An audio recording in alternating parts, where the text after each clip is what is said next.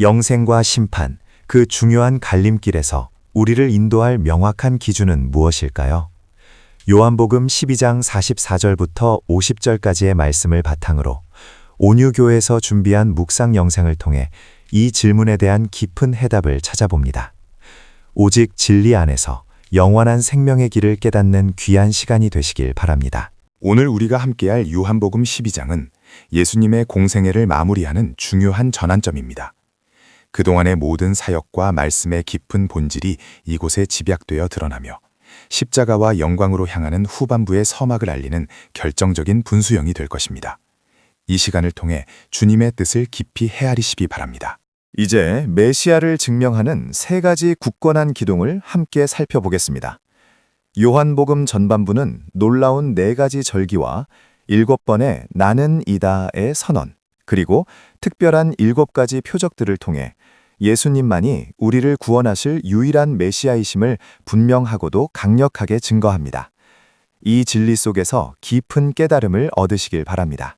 구약의 안식일, 유월절, 초막절, 수전절은 모두 참된 안식, 어린 양, 생수와 빛, 참 성전이신 예수 그리스도를 가리킵니다. 그분 안에서 모든 절기의 진정한 의미가 완성됩니다. 우리의 완전한 평화와 영원한 빛이 되시는 예수님을 기억하십시오. 예수님은 우리의 모든 존재적 필요를 채우시는 분이십니다. 배고픔의 생명의 떡, 어둠의 세상의 빛이 되시며 길 잃음과 연약함, 죽음과 방황 속에서 우리에게 완벽한 구원자가 되어주십니다. 이 7가지 나는 이다 선언은 예수님이 우리의 모든 결핍을 채우고 영원한 생명을 주시는 분임을 명확히 보여줍니다. 성경에 기록된 7가지 사건들은 단순한 기적이 아닙니다. 물을 포도주로 만드신 일부터 죽은 나사로를 살리신 것까지 이 모든 것은 기적을 넘어선 표적, 사인입니다. 이는 예수님께서 참된 생명과 부활의 주관자이심을 명확히 증명하는 영적 표적입니다. 그러나 진리를 갈망하기보다 자신만의 좁은 틀로 주님을 판단하려 했던 군중은 수많은 표적과 밝은 빛의 분명한 초대 앞에서도 마음을 완고하게 굳게 닫았습니다. 그들의 뿌리 깊은 불신앙은 결국 스스로 선택한 영적 맹인이 되어 눈앞의 명백한 진리를 끝내 외면하고 말았습니다. 지적인 호기심으로 인자가 누구냐를 묻고 빛을 연구해도 지식만으로는 영혼을 살릴 수 없었기 때문입니다. 예수님은 단순한 탐구 대상을 넘어 삶을 걸고 순종하며 빛 가운데로 나아가는 참된 결단이 필요한 유일한 믿음의 대상입니다. 질문과 호기심에만 머물러 있고 결단으로 나아가지 못하면 그것이 심판의 기준이 됩니다. 그 믿음은 곧 무엇을 더 사랑하느냐의 문제입니다. 사람의 인정과 체면, 세상에서의 위치를 선택할 것인가, 아니면 십자가를 지고 자기를 부인하며 하나님의 영광을 구할 것인가. 사람의 영광을 하나님보다 앞세운다면 결코 참된 믿음으로 주님을 따를 수 없을 것입니다. 그래서 최후의 심판 때 무엇을 더 사랑했느냐는 심판의 기준이 됩니다. 우리는 예수님을 통해서만 보이지 않는 하나님을 온전히 볼 수 있습니다. 예수님을 보는 것이 곧 하나님을 보고 믿는 것이며 그분은 막연한 신이 아닌 완전한 성육신으로 자신을 드러내신 유일한 계시이기 때문입니다. 이 참된 계시를 통해 비로소 주님을 따를 수 있습니다. 그 주님을 주인으로 모시고 그 통치에 순종하지 않으면 그것도 또한 마지막 심판의 기준이 됩니다. 그러나 주님의 진정한 목적은 우리를 향한 심판이 아닌 온전한 구원입니다.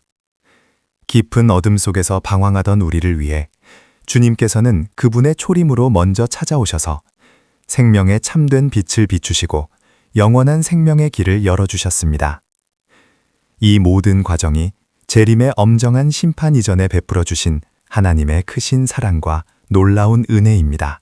그러나 그 사랑을 거부하고 복음을 끝까지 외면한다면 우리는 마지막 날 심판대 앞에 서게 될 것입니다.